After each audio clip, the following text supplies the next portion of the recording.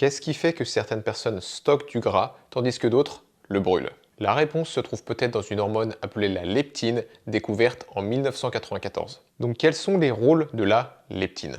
Déjà, elle agit comme l'hormone de la satiété, c'est-à-dire que quand on a suffisamment de leptine, on a moins faim.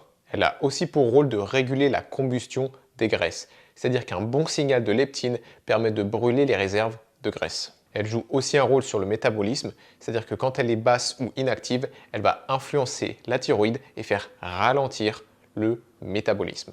Enfin, dans les cas de résistance à la leptine, c'est-à-dire que les niveaux sont hauts mais elle n'agit pas, alors on peut se retrouver dans une situation dans laquelle on mange peu mais on stocke quand même facilement. Ok, donc maintenant on sait que c'est un lien avec la perte de poids, donc qu'est-ce qui perturbe la leptine?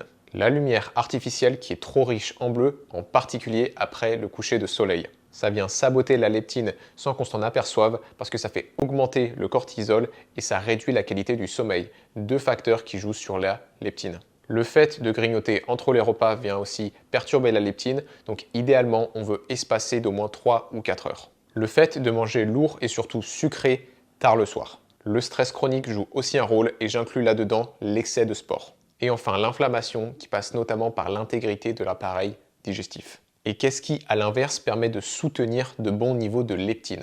Prendre le soleil le matin et consommer un petit déjeuner nutritif qui est riche en protéines. Si vous vous reconnaissez dans le stockage de gras facile, sachez que votre corps n'est pas contre vous. Il suffit de comprendre ces signaux et d'ajuster quelques habitudes clés pour retrouver un métabolisme capable de brûler des graisses. Les fondamentaux restent simples, gestion du stress, alimentation, sommeil, mais c'est leur application individualisée qui fera la différence. Ce que je vous invite à faire, c'est de commencer par une habitude et d'observer les changements progressifs.